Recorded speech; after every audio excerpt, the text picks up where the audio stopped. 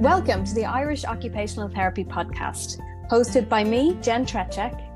And me, Aileen Rutledge. This podcast is dedicated to exploring the world of occupational therapy, sharing the latest research and techniques and providing insights into the many ways that occupational therapy can help people of all ages live more fulfilling and meaningful lives. Whether you are a practicing occupational therapist, a student of occupational therapy, or simply curious about this fascinating field, this podcast is for you. We'll be interviewing experts in the field, sharing stories from the front lines of occupational therapy practice, and providing tips and advice for anyone looking to get the most out of their therapy.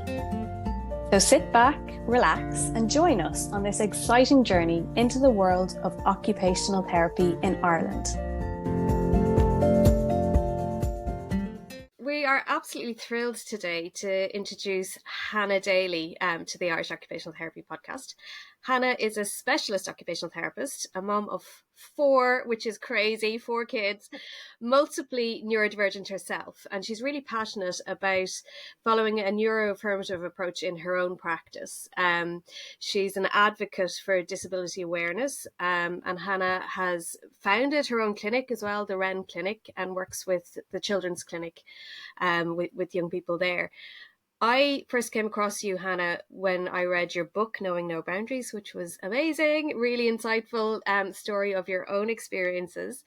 And you've also, people might recognise you or your name from the RT documentary that was on recently, Without Words? Lost for Words, yeah. Lost for Words, which is really, really good. So we're really delighted to have you. Thank you so much. You've obtained multiple degrees. It sounds like you've got arts and occupational therapy and sensory degrees.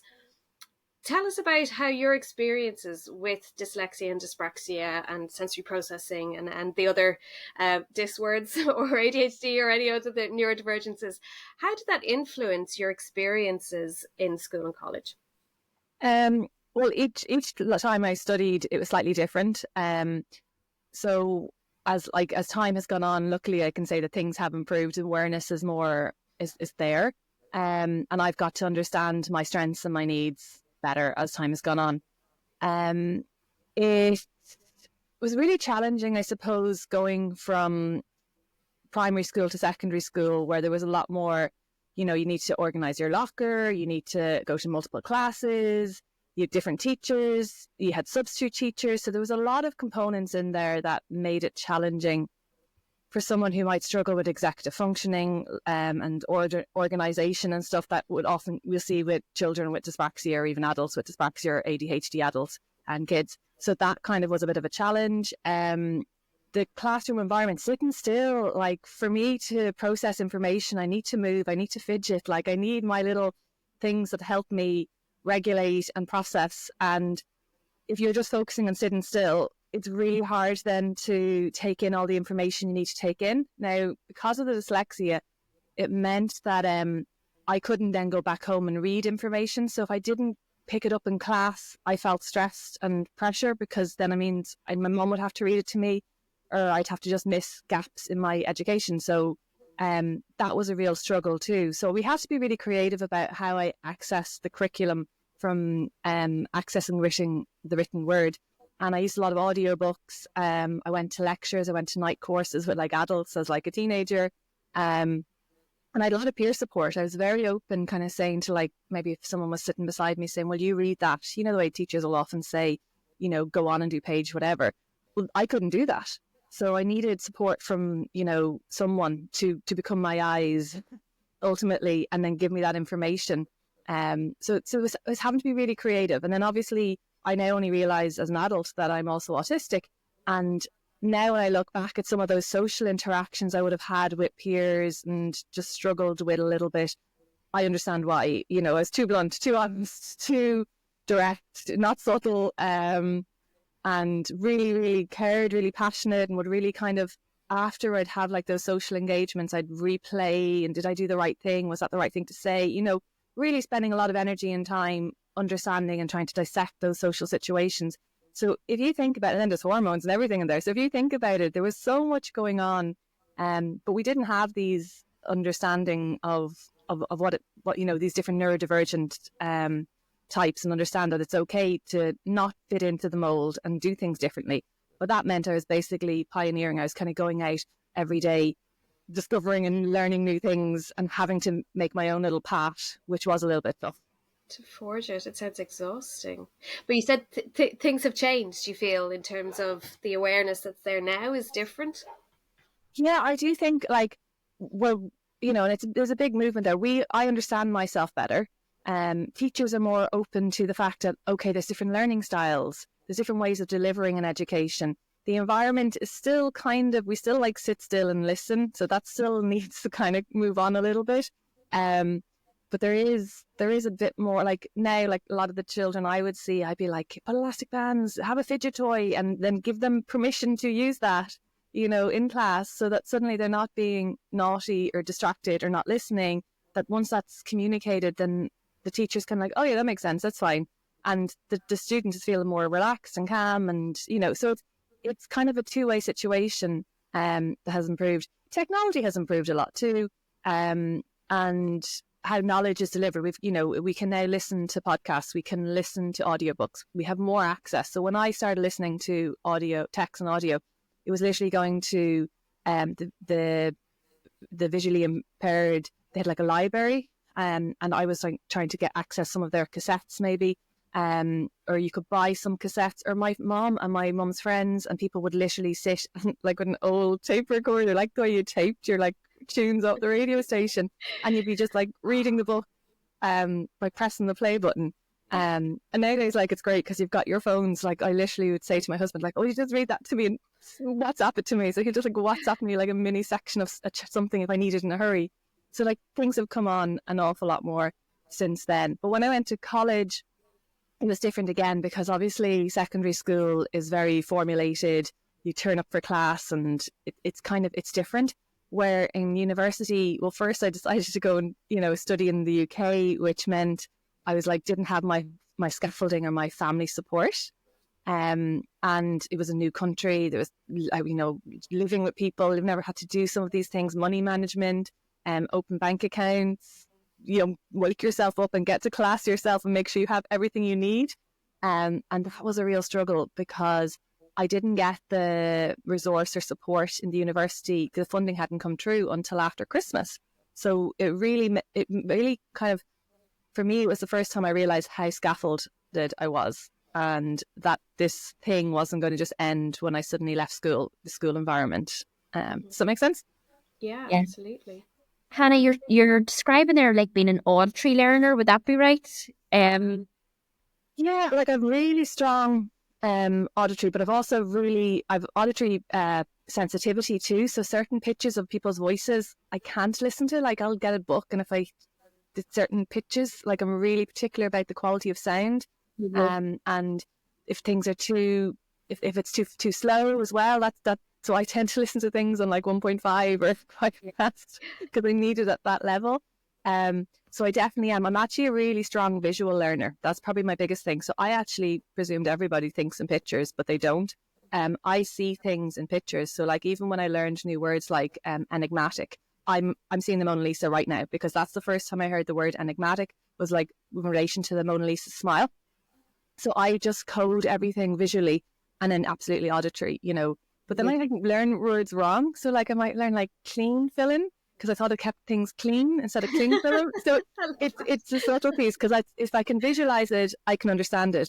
I'm also a doer. I need to kind of try it and then realize that's not how you do it and then try it again a different way.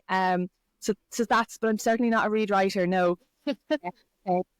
And I suppose, finding out your areas that work for you and things that really work with how you learn. Was there anything else, I suppose, growing up and in later years and becoming an occupational therapist, anything else around your strengths that have really aided your profession? Yeah, I think I'm a really strong problem solver.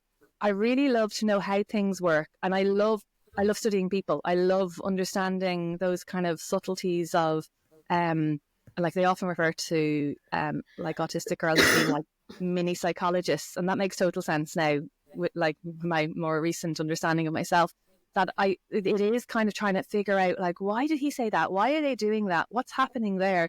And why isn't it working? And not just being able to find one solution, but my brain naturally kind of goes, what about this? What about that? This might work. That might work. And I think that's a massive thing. Also resilience and confidence to kind of say, this is what I need. And, you know, it's okay to ask for what I need. And not to have to do things in a conventional way, because if it doesn't feel right, then it means it's not working for me. And I need to tweak something or change something. And it can be as simple as literally like, I'll just sit in that chair, or I just need to know the answer and now I can work backwards. So it's just like understanding that there's more than one ways of doing things, and really like analyzing situations and being a real strong pattern recognizer as well. So all of those kind of traits that you could argue they're also, because I'm neurodivergent, I have those to tap into. Mm-hmm. And it's actually tapping into the things that are there, that are easy, and not worrying too much about the things that I can't do, but don't let the things that I can't do stop me from doing the things I want to do. And it's kind of really allowing that, because the worst thing is, I suppose, is giving up. Because, and that's not a criticism to people who do end up deciding, no, this is too much, because things can be too much, but it's allowing yourself the opportunity to potentially fail. Because like I failed loads. I've written a book about it, you know. It's not, and that's okay. That's normal. It's okay to fail. And it's okay to also say, I need a break now, or let's do things differently. But I think it's really important to try. And I think as an occupational therapist, I like what works for me, even with those, you know, different neurodivergence, isn't going to work for the same, and like even if it's the same similar situation for someone else with those neurodivergence, they're programmed differently. We're all different, you know? Mm. And that's why being able to help the person identify what their strengths are, what their needs are, and what their motivation is, because we're not all going to want to reach this, you know, everyone's targets are going to be different. And that's something that I've learned over the course of the years to be comfortable with. I think you mentioned there the advocacy piece, and I think that can be a real challenge, right? First of all, you said recognizing your needs and, you know, being clear about what is going to help you to be a learner, or to integrate, or to do something differently. But then there's being able to translate that and say that to somebody else, and for them to hear it and to respond. And that takes a huge amount of courage and confidence to advocate for yourself. And energy. You're absolutely right. And sometimes, like, people don't get it. Sometimes people just don't, like myself and a friend set up a podcast called Predictably Good, and basically it's trying to help people get the point as to when we say, like, can you turn that radio down? It's not that we're just being fussy or whatever. It's causing me distress. Mm-hmm. If it's at a certain level, like, it actually is a real barrier for me going into maybe a restaurant or something. Like, some people just don't get that, or they don't care, or it's too much work, and because it's a hidden disability, or you know, it's not obvious that the need is there, and that can be really tough too. And it's almost like sometimes I do need someone else, like, especially as a kid, I definitely needed my mom to advocate for me when I couldn't, because sometimes it would become too emotionally distressing to be able to, you know, communicate the need when you're in a situation where it's become too much. So what I've kind of learned to do now, and this is my probably take home if there's anyone who's like wanting to know how to advocate for themselves more, get in there before it gets too much. And, you know, because people often say, like, oh, it's not that bad, and then suddenly it's really too bad. Yeah. And there's like a massive meltdown, and you feel dysregulated, and your nervous system is overgrowth. And then even if the person does make the accommodations you need, it's nearly too late, because you can't, like, I remember being in a lecture, I was doing a CPD course, and a lady said, oh, sure, like, you can all read the screen, I'm not going to read that out loud. And I put my hand up and said, would you mind reading it? Because, like, I obviously didn't know the people around me. And she said, sure, everyone can read it, just read it yourself. And then I literally went into shutdown. I was like a 7-year-old girl back in the class with a teacher who thought I wasn't, you know, like, being a bold girl. Yeah. And like that, you know, and that my intelligence, like, I wasn't able, you know, and yeah, as a like 29-year-old, I'm back in that, like, among healthcare professionals or whatever. And there was no meanness in that comment. It was just a misunderstanding. And I could rationalize that, but that didn't stop me feeling suddenly like I might as well have been in a lecture in Japanese. Do you know what I mean? It didn't, I just couldn't learn. beyond just that one slide, when they started talking and doing group work, I'd gone into shutdown. So I suppose it's understanding. So if I was to have my time back again, I probably would have gone up and said to the beginning, I don't know if there's going to be any reading. I'm very dyslexic, blah, blah, blah. And just kind of laid the foundation so that when my hand did go up, they went, oh yeah, thanks for reminding me. So it takes a lot of mental thinking as well, because you have to plan ahead and almost anticipate the areas that are going to be a challenge for you. And that's where it's nice maybe to work with an occupational therapist, for example, because you can go in and understand your strengths and your challenges and know what you need to ask for, because you can't always see the wood from the trees when it's about you. Yeah. I think it can be hard sometimes in schools in particular, teachers or SNAs who think that they have the best interest of the young person. So they're like, if someone asks for a break and they're like, just 5 more minutes or just do 10 more minutes. And, thinking that that's encouraging, the person to stay committed or focused, but actually is not listening to what the child or the young person is telling them. I need a break now. So having that in advance absolutely makes sense. But equally not sending them out every 5 minutes for a movement break when actually the transition is dysregulating to get back in, or what does this mean? What am I to do right now? Yeah. So, which comes back to the individualized approach, doesn't it? That, everybody is different and has different needs, and understanding that. Absolutely. Hannah, you've spoken about being proactive around your sensory needs, keeping things really on an even keel so that you're regulated rather than waiting until things go wrong. And you've spoken about scaffolding and how important that was whenever you went to university. Is there anything else that was a challenge for you in that transition away from home to university that you've learned from that could have been different and would be more helpful for others maybe listening? I always remember sharing my belongings with other people was a big issue for me, and I didn't anticipate it until I was suddenly in a dorm with other people, and I didn't want them burning my pots. So, I kept my pots in my bedroom, and I was I lived with an Italian, an Austrian, a Chinese, it was quite multicultural, and I'm like, yeah, in Ireland we keep our pots and pans in our bedroom. And then it backfired, because when they came over for my 21st, they're like, Hannah, you said you keep your pots and pans in your bedroom. I'm like, oh, for a confession. But it's understanding, okay, maybe I could have said, look, I'm not great sharing, I actually need this, but at least I suppose you don't realize, or even the photos of the accommodation didn't look like the photos on the brochure. So when I went in, the room didn't look like the photos, and whoa. So we had to bless my mum, we went and bought paint to paint it the same color as the brochure, but also there was 5, it was stained, it was dirty, and things like that just oh. So I think that kind of maybe kind of breaking down the fairy tales of the idea of this is how it should be and this is what it may most likely will be. But I also have to say, sometimes experiencing different things is where you build and learn your skills. You have to become more. What I would say is, I remember my first day of university trying to get my ID, and the queues, the form filling, the unknown, the new environment, the noise, it was too much for me. Hence why my photo was me crying when I finally got it taken. And I'm like, oh. So had I kind of anticipated that, I might have said, can I come in earlier? Can I come at the end? So there could have been things like that might have been, but I'd never gone to university before. I didn't know what the process was going to be. Your first day is the most difficult day. So having to face that head on first off, it just really is very unnerving. And then I remember going to they gave me this big pack of information, and I had to, I obviously couldn't read it. I'd my mum wasn't even in the house. My flatmates were all out, doing their new student thing. And I turned up for a class and everyone had read this book. And I'm like, you all studied must be an A-level thing, because I stood in the UK.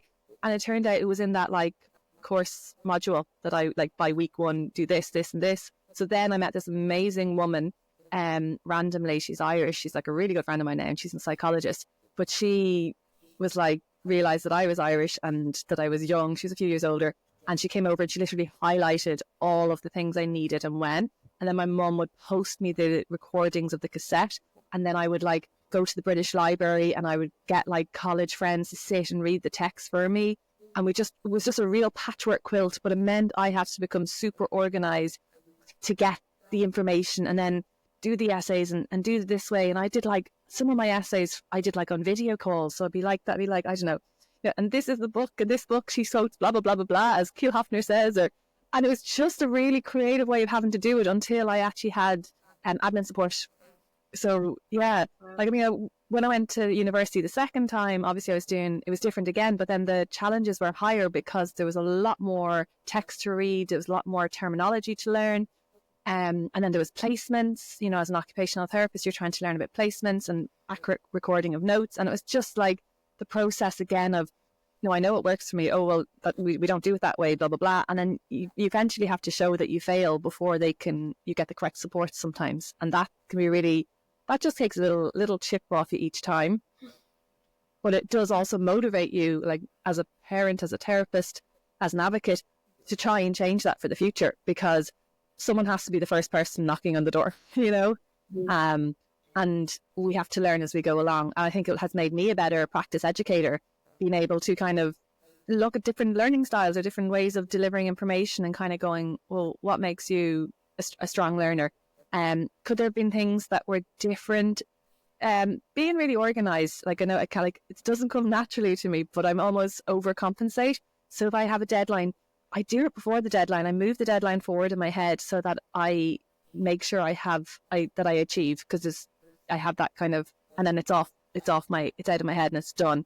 Like I got a distinction in my master's, so it's not that, it's just about scraping through. You can still do everything you need to do, but it does take a little bit more. Like when I did my essays, I used to like cut out the quotes and I'd like stick them together, be like I'd stick all the different pieces together, and then I dictate it the way I wanted it once I had like it planned out. Because again, that's that visual learning piece, and also then sometimes the cart comes before the horse for me, and that's quite common, I think, for neurodivergent people, that they kind of might get to the end result and then work backwards and stuff. And that's also why we use that top-down approach sometimes, or bottom. Like there's different things will work with different people. And I actually, like, I think as a profession, occupational therapy is a great job to be able to work in. And it's such a privilege to be able to work with the families I get to work with, because they're on their journey, and I can I'm really motivated and connect because of that lived experience, but then I've all that clinical experience and, and that those qualifications that really kind of knit really nicely together. Sounds like a huge strength in your practice, your own experience, and being able to draw on that. I wonder, in terms of the dyslexia and dyspraxia, when you got to college or in your practice as well now, is there any kind of assistive technology or tools that you found to be particularly helpful?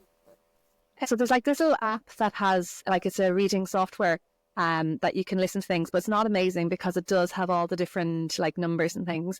There are loads of amazing assistive technology that are now out and things have advanced. I suppose I have still a little bit, when I started using it first, we're talking like 30 years ago nearly, it wasn't as sophisticated. It came with lots of glitches.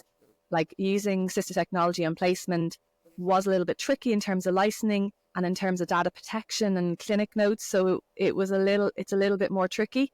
I love Audible. I love audiobooks. I actually use admin support, and that's what works for me. And that has enabled me to do what I do. It makes me very efficient.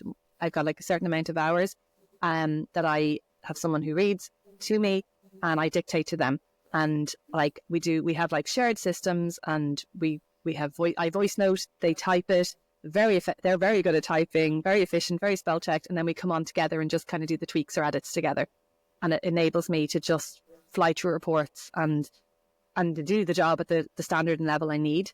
I still use the same, like, so my admin support is the person I had when I first qualified as an occupational therapist in the UK, because that's the nice thing about technology. So technology allows us to do that. So in that sense, I am still using technology. Likewise, voice noting and typing, and they're using technology to listen in this subsystem. So that's amazing for me. But I think, what was the other question? Is there any other techniques? Sleep, do the basics, sleep, exercise. I need my sensory input. I need time, to make sure I have like a lunch break, certain things that may not affect other people as much, but actually because of how exhausting it can be to kind of just keep doing all of this, I need to make sure that I balance that with with downtime and with being more, not having my nervous system always in that fight or flight kind of way, or not way state. And what other things do I tend to do? I wonder. Yeah, I plan a lot, plan diaries, alarms. There's different things. There's one thing I have, I suppose, learned, and it's something, had like a real kind of, not social conscience, what's that word? Like a moment of, have I been teaching people to mask as an OT? The way sometimes we come along and we teach people like social skills, or we teach these things. And I'm like, actually, there's other ways of kind of understanding that. And that was kind of a eureka moment of kind of going, what are we trying to, how do we approach? Trying to fit people into a system rather than changing the system.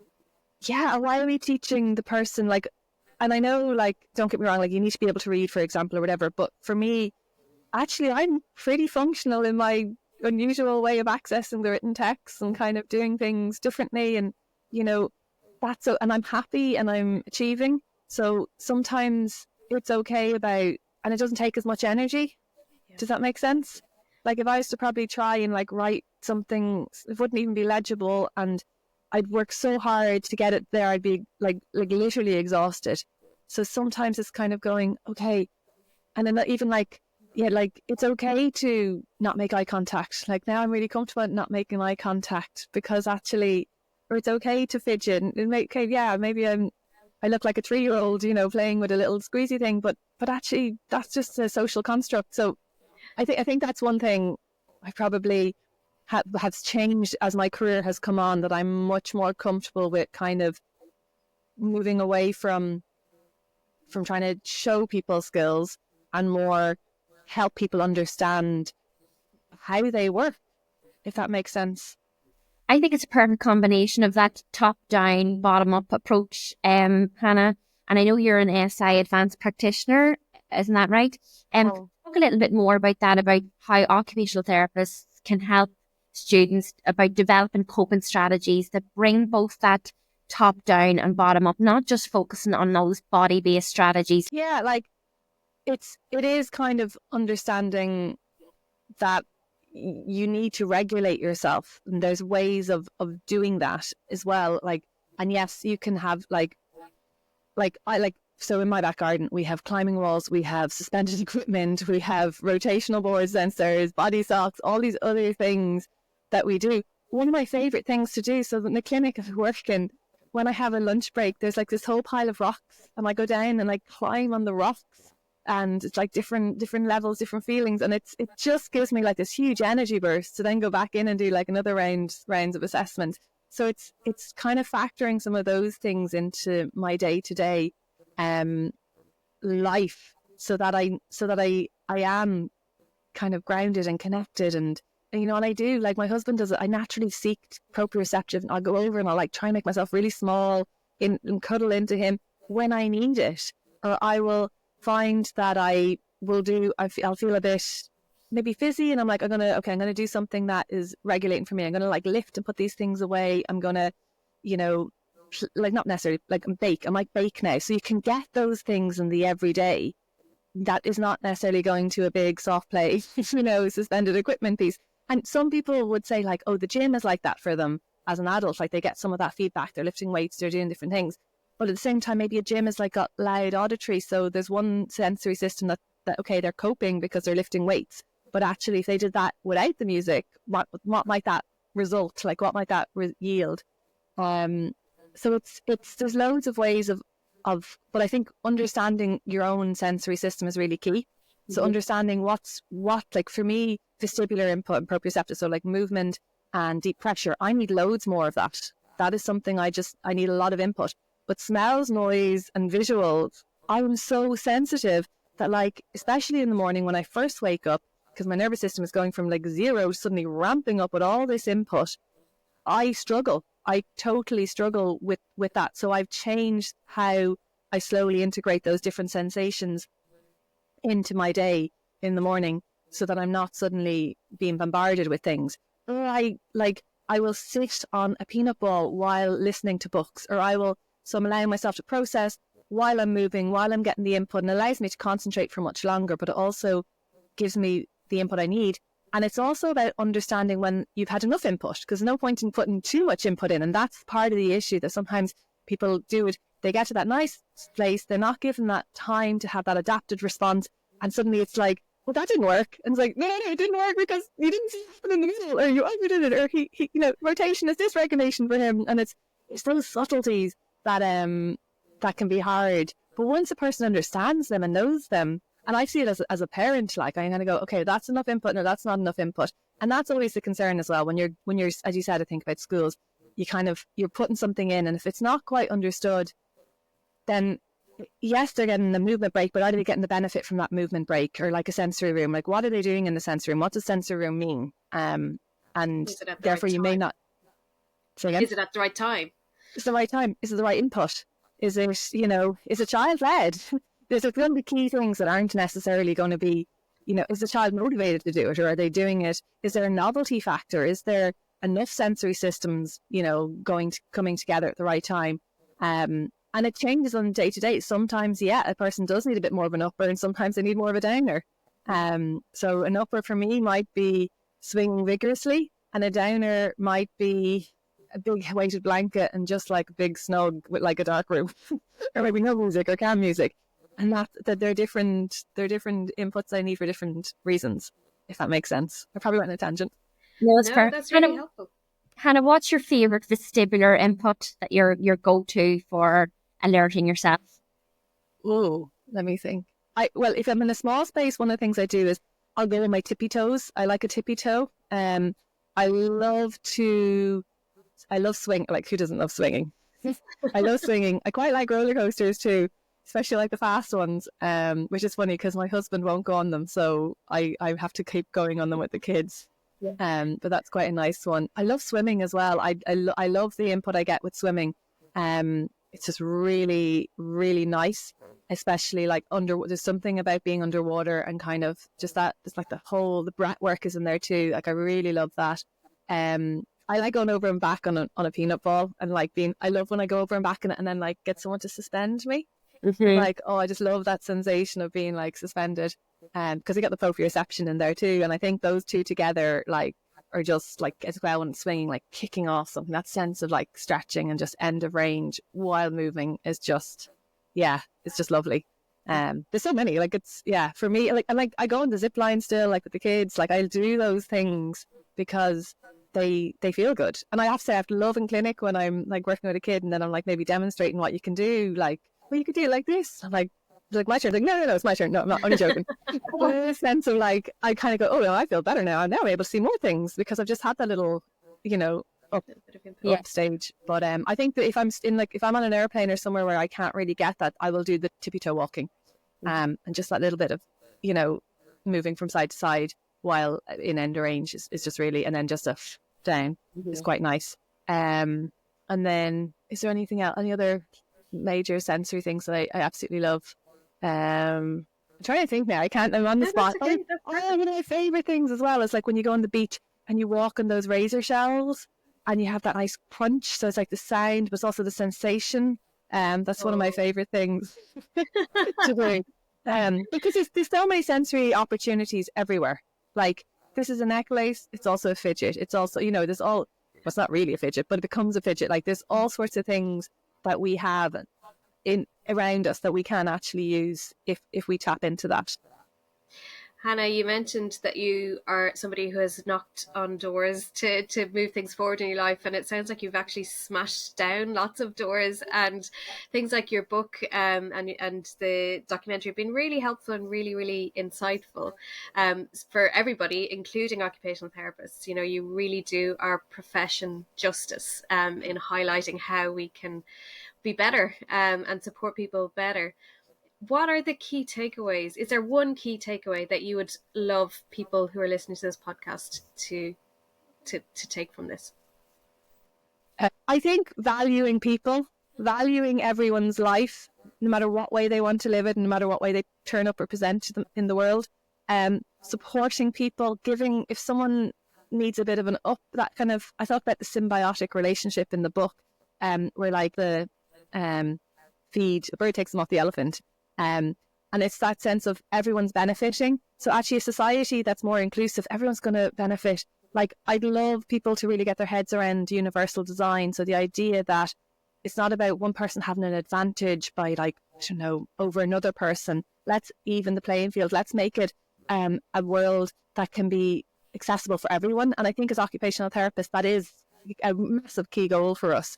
And it's also have the confidence, you know, you matter. You have value, and your child has value.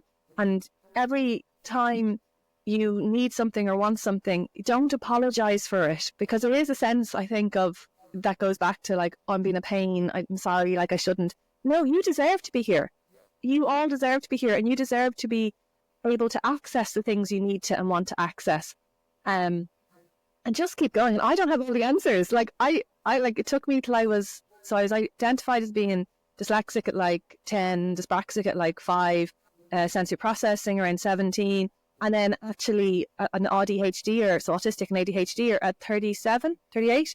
So I'm still learning, you know, so give yourself a break, and you're brilliant, and just keep going and ask for what you need, and the world is going to get better by having you in it, and having, you know, by asking for these changes. It's part of what needs to happen. I don't know. That's a bit of a long-winded one. But an amazing message. I absolutely love that. Hannah, thank you so much for being so open about your experiences and for sharing what's helpful for you. And I know that there'll be so many people listening who will just be inspired by what you have achieved.